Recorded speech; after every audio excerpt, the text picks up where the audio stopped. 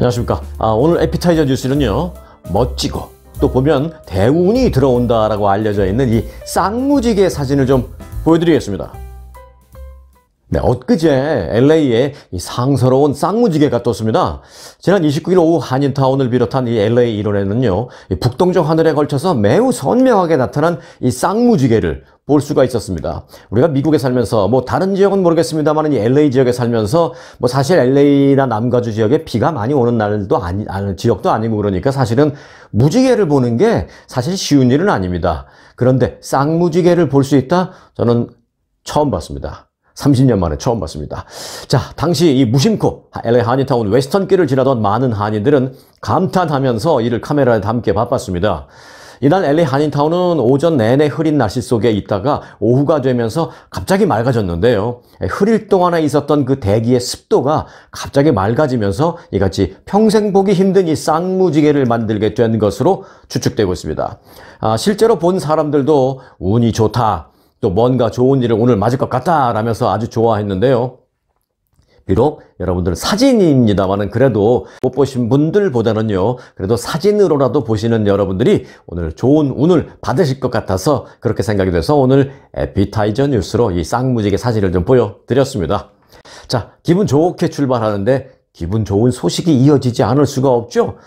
아시아나 항공이요, 내년 그 LA 노선의 A380 운항 증편을 맞아서 특가 이벤트를 개최한다고 밝혔습니다. 이 아시아나 항공은 미주 지역 본부가 고국 방문 수요 충족을 위해서 내년 3월부터 A380 운항을 매일 2회로 LA 지역에서 확대한다고 밝혔습니다. 이 A380은요, 비즈니스 스위트 12개석, 또 비즈니스 스마티움 66석, 또 이코노미석 417석으로 구성돼서 기존 A350 대비 170개 이상의 그 좌석이 늘어나게 되는 그런 대형 항공사입니다. 대형 여객기입니다.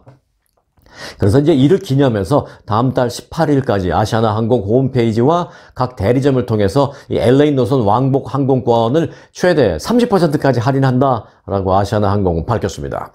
이제 내년 2월 1일부터 4월 30일 사이 한국행 고객은 파격 할인된 가격으로 티켓을 구입할 수 있게 됐습니다.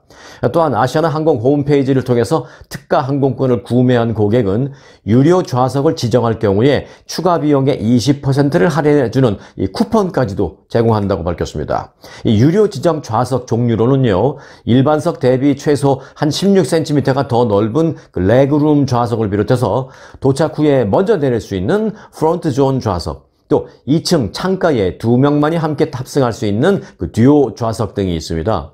이 특가 이벤트에 대한 문의는 아시아나 항공 홈페이지 flyasiana.com이나 지정 대리점을 통해서 알아볼 수가 있습니다. 내년 2월, 3월, 4월 때 한국 혹시 가실 그 계획이 있으신 분들은 좋은 기회를 맞았다라는 생각입니다. 혹시도 모르니까 그 전에 가실 분들이 있으면 혹시 그때 말고도 나는 뭐 12월 아니면 1월에 갈 예정인데 뭐 특가 없습니까? 라고 문의하시면 또 알아요. 뭐가 있을 수도 있으니까 한번 문의해 보시기 바라겠고요. 일단 아시아나 항공 홈페이지 한번 들어가 보시기 바라겠습니다. 자, 여러분들 미국 시민권자이십니까? 아니면 영주권자? 아니면 이중국적을 갖고 계신가요? 네, 이중국적.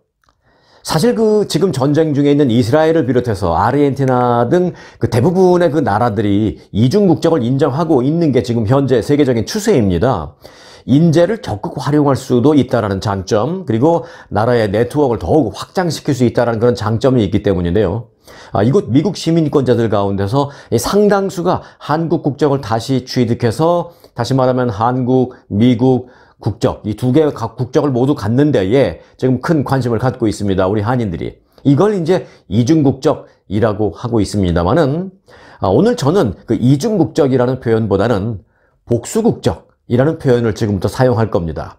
그 이유는요, 내일 제가 이제 주말용으로 올려드릴 영상에서는 더욱더 상세한 그 용어 분석과 또 이중국적, 아니 복수국적의 장점 등등을 설명드릴 예정이긴 합니다만은 일단 오늘은 좋은 짧은 정보 하나를 좀 전해드리려고 합니다. 이중국적 말고 복수국적이라는 용어를 사용하겠다라는 말씀을 먼저 드리면서 정보를 좀 전해드리려고 하는데, LA에 아주 투어라고 있습니다. LA 지역에서 40여 년간 운영이 되어 온 회사인데요. 이 아주투어가 모국 관광에 나서는 한인들을 대상으로 이 복수국적 및 거소증 신청 도우미 서비스를 제공한다고 밝혔습니다.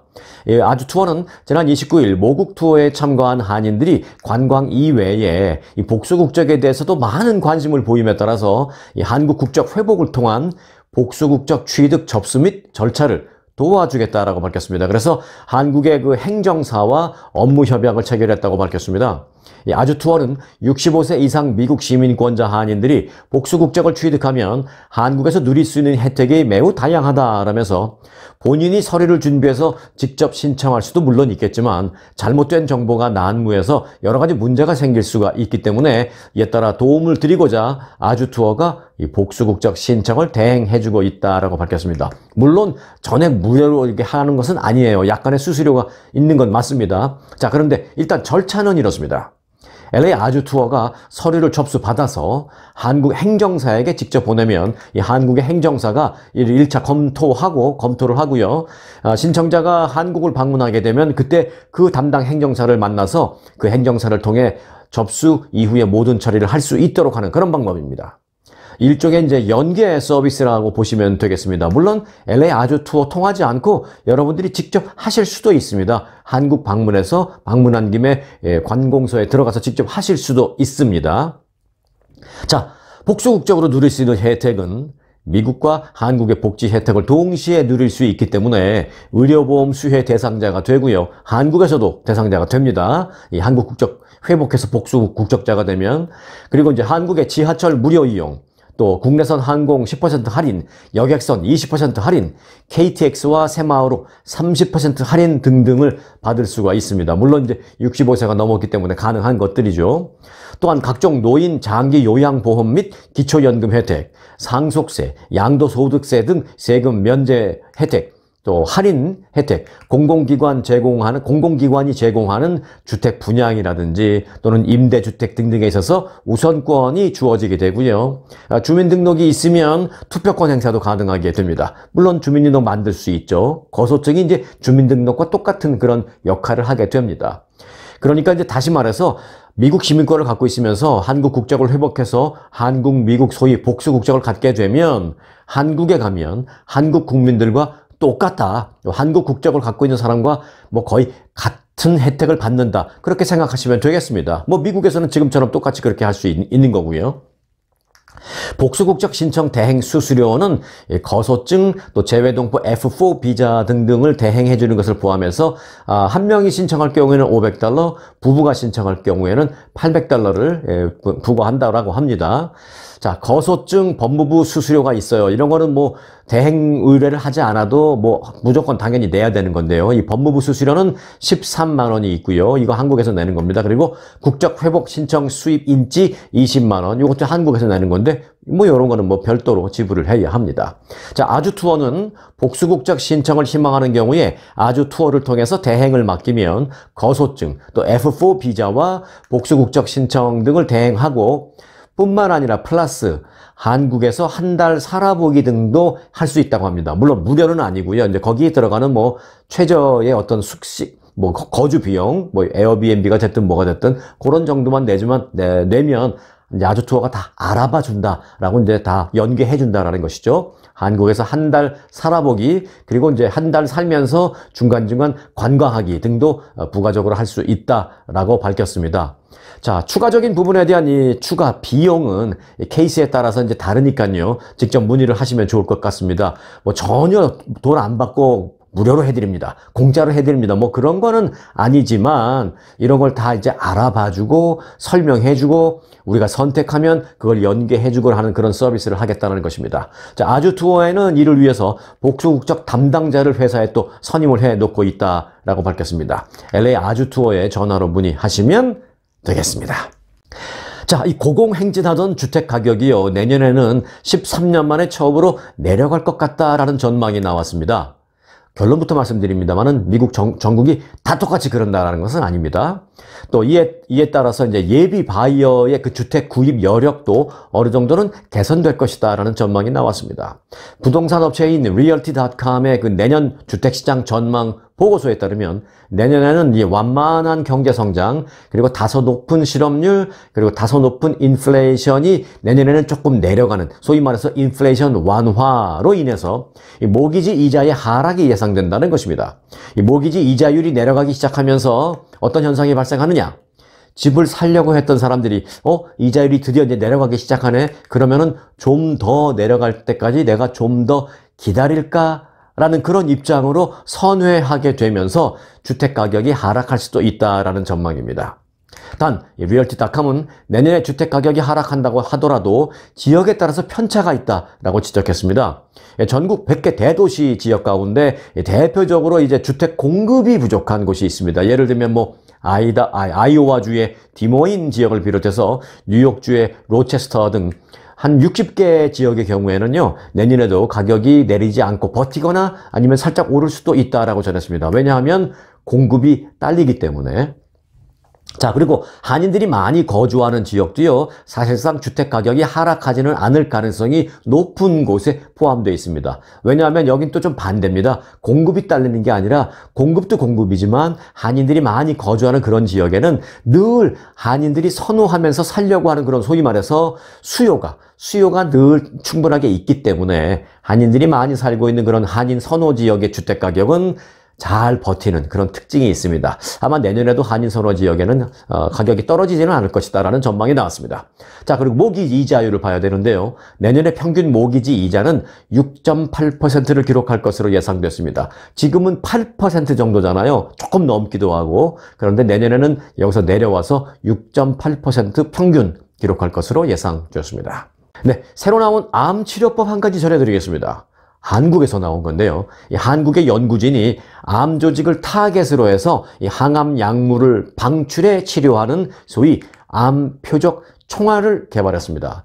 이 총알이라고 하는 표현이 좀 이상합니다만 제가 좀 이따 설명드릴게요. 자, 한국연구재단은 가톨릭대학 정현도 교수와 성균관대학 이 박우람 교수 등 이 공동연구팀이 X선 영상으로 암의 위치를 확인하면서 근적외선을 통해서 항암제 타겟 부위 집중 투여, 쉽게 말하면 항암제를 타겟이 되고 있는 그 부위에 집중적으로 투여하는 방식, 그리고 열 치료 방식을 두 개를 동시에 할 수 있는 신개념 항암 치료용 약물 방출 총알을 개발했다라고 밝혔습니다. 자, 이게요, 이름이 무슨 총알이라고 하니까 좀 오해하실 수 있는데, 이름이 총알이지 나쁜 일에 쓰이는 그런 총알이 아니라요, 총알처럼 쏘면 암 부위를 향해 가서 그곳의 암세포만을 공격한다라는 그런 의미입니다. 그러니까 타겟 공격하는 거죠. 타겟 공격. 온몸에다가 항암 치료를 하는 것이 아니라 암 부위에 총알처럼 팡 쏴서 타겟 치료를 한다는 그런 의미입니다. 그리고 광열 치료는 같이 하는데, 이 광열 치료는 정상세포보다 열에 약한 그 암세포의 약점을 이용해서 체외에서, 그러니까 몸 밖에서 근적외선 레이저를 쏴서 그 암세포를 태우는 그런 치료법입니다. 이 두 가지를 같이 병행하는 치료법이라는 것입니다. 정상 조직에 손상 없이 암세포만 선택적으로 없앨 수 있는 그런 장점이 있다고 합니다. 현재 그 암 치료를 위해서는요, 잘 아시다시피 이 외과적인 수술 외에 항암제, 뭔가 키모테라피, 그리고 방사선 치료 등등이 있습니다만은 치료법마다 부작용이 크고 한계가 있다라는 게 지금 현실입니다. 자, 이 공동연구팀은 총알 형태의 임플란트를, 임플란트라고 이제 우리가 치아에 하는 그런 임플란트가 아닙니다. 총알 형태의 그런 것을 암 조직에 침투시켜서 근적외선을 쏴주면 이 나노 약물을 암세포에게만 방출하는 그런 방식으로 설계했다라고 말했습니다. 이렇게 개발한 나노 약물 방출 총알은 임상실험을 통해서 이미 암 크기 감소 효과가 있는 것으로 확인되었습니다. 이 논문의 공동 저자인 정현도 그리고 박우람 교수는 항암 치료뿐만이 아니라 조직을 재생시키는 것, 그리고 당뇨병이나 관절염 등 이 다양한 질병에 다양하게 적용해서 이제 혁신적인 난티성 질환 치료제를 개발할 수 있을 것으로 기대하고 있다라고 말했습니다. 이번 연구 결과는요, 화학공학 분야 국제학술지 Chemical Engineering Journal이라는 학술지에 이미 지난 3일에 게재된 그런 논문입니다. 자, 이제 효과는 어느 정도 검증이 됐으니까 실제 치료를 위한, 그리고 상용화를 위한 단계를 거치는 그런 것만 남아있다라고 보시면 되겠습니다. 네, 중국에서 식품 위생 논란이 끊이지 않고 있는 가운데 또 다른 사례가 추가로 지금 또 보고됐습니다. 거슬러 올라가 보면요. 10여 년 전에는 골판지를 이용해서 뭐 달걀처럼 만들어 팔아서 저는 참 그 얘기 듣고 깜짝 놀랐어요. 야, 이 좋은 머리로 정말 인류에 좋은 기여를 할 것이지, 이 좋은 머리를 갖고 이런 짓을 하고 있구나라는 생각이 들었는데, 골판지를 갖고 어떻게 만들었는지 진짜 실제 달걀과 구분하기 힘들 정도의 그런 걸 만들었어요. 저는 뭐 어떻게 만들었는지 이해도 안 됩니다. 여하튼 그래서 골판지 달걀이라는 신조어까지 만들어냈던 그 중국이 최근에는 한국으로 수출하는 그 김치를 만드는 데 있어서 옷을 다 벗은 남성이 김치 컨테이너 속으로 들어가서 삽으로 휘휘 김치를 저으면서 양념을 버무리는 그런 모습도 영상으로 공개돼서 충격을 주은 적이 있었습니다. 뿐만 아니라 그렇게 김치를 버무리면서 뭐 담배까지 피우는 모습까지 공개돼서 충격을 준 바 있습니다. 그리고 그 이후에는요, 얼마 전 일이죠. 칭따오 맥주를 만드는 원료 컨테이너에서 이 원료 위에 올라가서 방류를 하는 그런 모습이 공개되게 해서 전 세계 칭따오 맥주 매출이 급격히 감소하는 사태까지 불러일으킨 바 있습니다. 그리고 또 바로 얼마 전에는 지난주죠 아마? 그 양갈비의 뼈를 빼내는 작업, 뭐 일종의 뼈를 발라낸다라는 표현을 하죠 우리는. 그 양갈비의 뼈를 발라내는 작업을 하는데 손으로 하면 시간이 걸리고 더 힘들다라는 이유로 이걸 침을 질질 묻혀가면서 이빨로 뼈를 뜯어낸 후에 그대로 포장해서 납품하는 그런 영상이 공개되기도 했습니다. 중국에서. 때문에 중국의 식품위생관념의 끝은 도대체 어디까지냐라는 정말 충격적인 반응이 세계에서 확산되고 있는데요. 이처럼 식품위생 논란이 끊이지 않고 있는 중국에서 어제는 그 유명 식품업체가 판매하고 있는 즉석 마라탕에서 박쥐의 몸체로 추정되는 이물질이 나와서 또 충격을 주고 있습니다. 현지 매체에 따르면 텐진에 살고 있는 류모 씨라는 그 중국인은 지난 27일 SNS에 이런 글을 올렸습니다. 집 근처 슈퍼마켓에서 구입한 즉석 마라탕에서 박쥐의 몸체로 보이는 이물질이 나왔다라고 주장하면서 관련 영상을 공개했습니다.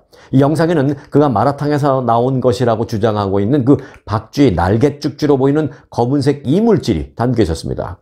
류 씨는 마라탕을 데워서 국물과 건더기를 먹던 중 아이가 미역인 줄 알고 집어보니 박쥐의 날갯죽쥐 부위였다라면서 나와 내 아이 모두 정신적인 충격이 너무 커서 아직까지 아무것도 먹지 못하고 있는 실정이다 라고 밝혔습니다. 또 박쥐를 통해서 바이러스가 옮겨질지도 모를 일이고 또 박쥐 체내의 바이러스 잠복 기간이 얼마나 되는지도 알 수가 없어서 너무 불안하다라면서 시간이 어느 정도 지나고 난 후에 우리 건강에 문제가 생기면 그때는 누구에게 책임을 물어야 하느냐라고 호소하기도 했습니다. 이와 관련해서 제조업체인 양거푸라는 식품업체는 진위를 지금 조사하고 있다라고만 밝혔습니다. 지난 2003년에 설립된 이 업체는요, 중국 내 6천여 개 가맹점과 그리고 21개의 해외 가맹점을 통해서 이 마라탕과 마라탕 소스를 판매하는 업체입니다. 2021년부터는요, 포장된 즉석 마라탕도 이 마켓 등지를 통해서 판매하고 있는 것으로 알려졌습니다. 양거푸라는 회사입니다. 기억해 놓으시기 바라겠습니다. 자, 스텔스플레이션이라고 아십니까? 보통 이제 스텔스라는 게 전투기에 많이 원래 사용했잖아요. 스텔스. 이 레이더에 잡히지 않는다라고 이제 스텔스라고 했는데 그런 의미에서 사용된 용어입니다. 스텔스플레이션. 영국 이코노미지는 최신호를 통해서 내년에는 스텔스플레이션이 심화될 전망이다라고 보도했습니다. 말씀드렸다시피 이 레이더에 좀처럼探知되지 않는 그 스텔스 기능처럼 각종 지표에 눈에 띄지 않는 그런 방식의 물가 상승이 심해질 것이다 라는 얘기입니다. 물가가 오른 그런 역할을 하긴 하는데 물가가 오른 현상을 분명히 보여주긴 하는데 이게 눈에 띄지 않는다라고 해서 그러니까 우리도 모르는 사이에 우리가 인지하지 못하고 있는 사이에 물가가 오른 것을 우리가 겪게 된다는 것입니다. 그래서 스텔스플레이션, 인플레이션을 뒤에다가 붙인 거죠. 자, 이코노미스트는 호텔이나 리조트의 경우는 지금까지 볼 수 없었던 체크인을 할 때 부과하는 소위 체크인 수수료. 지금 뭐 우리가 호텔에 예약해서 가는데 호텔 방값만 내면 되지, 예, 가서 체크인합니다 할 때 체크인 수수료를 따로만 없었잖아요. 그런데 내년부터는 그런 게 생길 수도 있다는 겁니다. 체크인 수수료라는 것을 붙이는 것이 지금도 늘고 있고, 또 이제 식당의 경우에는 투고해가는 고객에게 포장 수수료를 부과할 수도 있고, 또 우버 등이 차량 공유 서비스사는 안전 수수료다라는 명목으로 또 일정액을 별도로 청구하는 그런 행태가 나올 것으로 전망된다라는 것입니다. 뿐만 아니라 식당이나 맥도널드, 버거킹 같은 그런 프랜차이즈 매장에서 지금까지 공짜로 제공하고 있는 그런 케찹이나 쌀사 소스 등의 또 비용 청구를 할 수 있다라는 분석입니다. 예를 들어서 식당에서 우리가 무슨 햄버거를 시키든 스테이크를 시키든 다 음식 갖다가 주고 난 다음에 필요한 거 없냐 그러면 케찹 좀 쓸 수 있느냐 그러면 알겠다고 케찹 갖다 주잖아요. 그냥 지금은. 그런데 그런 것도 부과할 수 있다는 것이죠. 요금을. 자, 이런 게 이제 대표적인 스텔스플레이션입니다. 보이지 않는 물가 인상의 예입니다. 지난해 영국의 한 맥도날드 매장에서는요, 치킨 너겟에 그냥 주던 그 소스에 돈을 받는 일이 있었습니다. 그러자 분노한 고객이 관련 영상을 틱톡에 올려서 논란이 크게 확산되기도 했습니다. 급기야 바이든 행정부가 지난 2월에는요, 은근슬쩍 이처럼 붙이는 각종 수수료 탓에 미국인들이 연간 수십억 달러의 손해를 보고 있다라면서 정크 수수료다라고 말하면서 이 정크 수수료와의 전쟁을 선포한다라고 말하기도 했습니다. 바이든 대통령이. 당시 그 워싱턴 포스트는 미국에서 주말 여행을 한다라고 가정을 할 때, 자, 어디 놀러 가서 식사를 호텔 같은 데 가서요. 예를 들어 식사 배달을 시킬 때 식사 배달 팁 21%, 공항까지 택시를 타고 이동해 드는 예약 수수료 등을 별도로 지불하는 수수료 365달러 등 추가로 여러 가지 들고 있다. 365달러 이상이 모두 들어갈 것이다 라고 워싱턴 포스트가 예를 들어서 그렇게 보도를 했습니다. 팁에 비교적 그래도 익숙한 이곳 미국에서도 통상 팁을 받지 않던 그런 영역에 수수료라는 것이 붙자 불만이 계속 터져나오고 있는 상황입니다. 자, 호주에서는요, 도어대시 등 음식 배달 앱에 자동으로 팁이 부과되고 있습니다. 그리고 인도에서는요, 택시 앱에서 기사에게 팁을 주라라는 거의 반강제성 그 의미가 있는 요청이 뜨고 있습니다. 세계에서 가장 높은 팁으로 악명이 높은 이곳 미국에서는 보통 팁 요구가 없는 편의점이나 항공기 등에서도 팁을 요구하는 사례가 발생해서 논란이 되고 있습니다. 내년부터는 그런데 이 같은 보이지 않는 요금, 소위 스텔스 요금이 많이 생길 수 있다라는 얘기니까 앞으로 내년부터는 좀 잘 주의해서 보시기 바라겠습니다. 자, 불법일 수도 있고 불법이 아닐 수도 있는데 내년부터는 식당을 가셨다든지 아니면 햄버거나 이런 것을 투고로 주문을 했다든지 할 때 반드시 영수증을 잘 살펴보고 돈을 페이하시기 바라겠습니다. 지금까지는 사실 저도 좀 그래요. 이런 영수증을 좀 꼼꼼히 보는 내 모습이 좀 싫어서 좀 잘 안 보는 경향이 있었거든요. 그러나 내년부터는 잘 안 보는 게 바람직한 행동이 아니다라는 것입니다. 내년부터는 이제 스텔스플레이션 또는 스텔스 요금, 스텔스 수수료 등이 있을 수 있으니까 내년부터는 이 스텔스를 꼭 명심하시고요. 이런 걸 꼼꼼히 보는 게 오히려 당당하고 바람직한 모습이다 라고 생각하시고 꼼꼼히 보시기 바라겠습니다. 저도 이제 내년부터는 아니 내일부터 오늘부터는요, 이런 영수증 좀 비교적 꼼꼼하게 보도록 노력하겠습니다. 안 보는 게 무슨 남자다운 그런 모습으로 이직하지 않겠습니다. 저부터도 그렇게 할 테니까 여러분들도 꼼꼼하게 영수증 챙겨 보시기 바라겠습니다. 자, 이어서 보너스 뉴스 전해드리겠습니다. 오늘 보너스 뉴스의 제목은요, 제가 이렇게 지었습니다. 미국판 붕어 없는 붕어빵 이라고 지었습니다. 자, 스토리는 이렇습니다. 미국의 대형 식품 제조사 잘 아시죠? 크래프트 하인즈. 이 크래프트 하인즈가 오랜 인기 제품 마카로니 앤 치즈. 제가 마카로니 앤 치즈라고 하면 잘 모르실 수도 있는데 이렇게 말하면 금방 아실 겁니다. 그 마카로니 앤 치즈가 일명 맥앤치즈죠. 맥앤치즈. 이 맥앤치즈 미국에서 어렸을 때 자란 아이들 한 번도 안 먹어보는 아이들 아마 없을 겁니다. 자, 이 일명 맥앤치즈에서 과감히 치즈를 뺀 제품을 출시한다고 합니다. 자, 크래프트 하인즈는 자사 웹사이트를 통해서 치즈가 안 들어간 맥앤치즈 출시 계획을 알리면서 비유제품 맥앤치즈를 선보인다고 밝혔습니다. 치즈 대신에 콩으로 만든 단백질과 코코넛 오일 파우더 등으로 대체했다는 것입니다. 크림처럼 부드러운 식감과 맛은 이 85년간 꾸준히 사랑받은 그 오리지널 맥앤치즈와 같다라고 소개했습니다. 어떤 식감과 맛은 오리지널과 똑같다라고 소개한 것입니다. 식물성 맥앤치즈는 오리지널과 이 화이트 체더 이 두 가지 맛으로 만들어졌다고 합니다. 크래프트 하인즈는 2021년부터 이 호주에서는요, 이 비건 맥앤치즈를 이미 판매하기 시작했습니다. 하지만 이 미국 시장에 내놓는 것은 이번이 처음입니다. 크래프트 하인즈 측은 식물성 맥앤치즈에 대한 유통업체들의 관심이 매우 높은 것으로 밝혀졌다라고 스스로 그렇게 진단을 했습니다. 제가 그 회사가 스스로 그렇게 진단을 했습니다 라고 스스로 진단했다는 표현을 사용한 이유는 이것입니다. 문제는 그렇지만 이제 이에 대해서 시카고 트리뷴이나 여러 미국의 언론들은 좀 비판적으로 보고 있어요. 뭐 반응이 좋은 것으로 그 회사는 그렇게 진단을 했다지만 언론사 입장에서 우리가 취재한 결과를 보면 좀 아니던데 라는 그런 보도가 많이 나왔습니다. 예를 들어 시카고 트리뷴지는 이렇게 보도했습니다. 실제 이 제품의 재구매율은 30%도 되지 않고 있다라고 보도했습니다. 그리고 맛과 식감이 오리지널과 똑같다라고 그 회사는 설명을 했는데 사실 사용해본 고객들 중에 상당수가 맛과 식감에 실망을 하고 있다. 그런 소비자들이 많이 있다라고 지적을 했습니다. 실제로 식물성 맥앤치즈라고 해서 몸에 좋을 것 같은 그런 막연한 생각이 들기도 합니다만은 그런 부분도 꼼꼼히 따져보면 딱히 그렇지도 않다라는 지적입니다.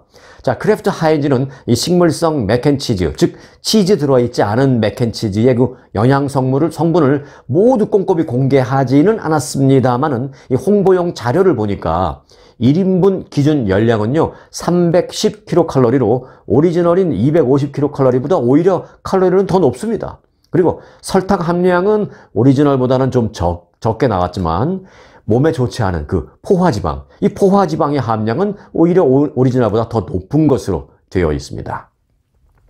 자, 치즈 없는 맥앤치즈. 무슨 붕어 없는 붕어빵도 아니고요. 이제는 상표 이름도 한국에서 좀 배워야 할까 싶습니다. 자, 치즈 없는 맥앤치즈를 내놨는데 평가는 별로 좋지 않습니다. 그리고 칼로리도 더 높고 포화지방도 더 많고 이게 과연 몸에 좋은 맥앤치즈로 홍보를 해도 될 것인지 의구심이 들 정도입니다. 꼼꼼히. 그래서 앞서 제가 앞으로 이제 영수증도 꼼꼼히 따져봐야 합니다라고 말씀드린 것처럼 똑같이 치즈 뺀 비유제품 맥앤치즈입니다 라고 막 선전한다고 야 그럼 몸에 좋은가 보다 하고 앞뒤 안 가리고 막 먹으면 안 된다라는 것이죠. 항상 꼼꼼히 보셔야 합니다. 그래서 치즈 없는 맥앤치즈 조심하셔야 되고요. 얘기가 나서 이제 붕어 없는 붕어빵 얘기하다가 이제 다시 돌아갔는데 그래서 이제 그런 이름을 짓는 데 있어서 뭐 한국에서 좀 배워야 하나 뭐 이런 생각이 좀 잠시 들었습니다. 그래서 K-네이밍 이름 짓는 방법? K-네이밍인가요? 뭐 그런 생각도 들었습니다. 그러고 보니까요, 한 가지 생각나는 게, 외국인들이 한국 가서 그 길가에 있는 식당 간판을 보고 가장 깜짝 놀라고 충격을 받은 게 하나 있다고 합니다. 놀랄 정도가 아니라 이제 충격이라는 표현을 쓸 정도로 놀랐다는 게 있습니다. 바로 할머니 뼈 해장국. 이라고 쓰여져 있는 간판이었다고 합니다. 이제 이게 우리들은 다 알잖아요. 할머니가 오랜 기간 동안 경험을 갖고 만드시는 그 뼈 해장국 전문 식당이라는 걸 우리야 뭐 다 압니다만은 이게 이제 한글을 읽는 것만 겨우 배운 그 외국인들이 그 띄어쓰기에 익숙지가 않으니까 할머니 뼈 해장국을 할머니 뼈 해장국으로 잘못 이해한 거죠. 뭐? 할머니 뼈로 만든? 네. 웃자고 한 소리입니다. 자, 그렇게 뭐 잠깐 오해할 수도 있지만 결국은 다 그 놀랐던 또 충격받았던 그 외국인들도 나중에는 다 충분한 이 의미를 파악하고 깔깔대고 웃었다라는 건 뒷얘기가 있습니다. 그리고 실제로 그 식당에 들어가서 맛을 보니까 이렇게 맛있는 걸 제가 처음에 모르고 깜짝 놀랐어요 하면서 그 할머니가 만든 뼈 해장국집 단골이 된 외국인들도 많다라고 합니다. 자, 웃자고 한 얘기고요. 오늘도 웃으면서 하루 시작하시길 바라는 마음에서 제가 전해드린 치즈 없는 맥앤치즈, 붕어 없는 붕어빵에 이은 할머니 뼈 해장국 해프닝 스토리였습니다. 스토리 없는 스토리 뉴스가 아니라 스토리가 있는, 스토리가 풍성한 스토리 뉴스 오늘 순서 마칩니다.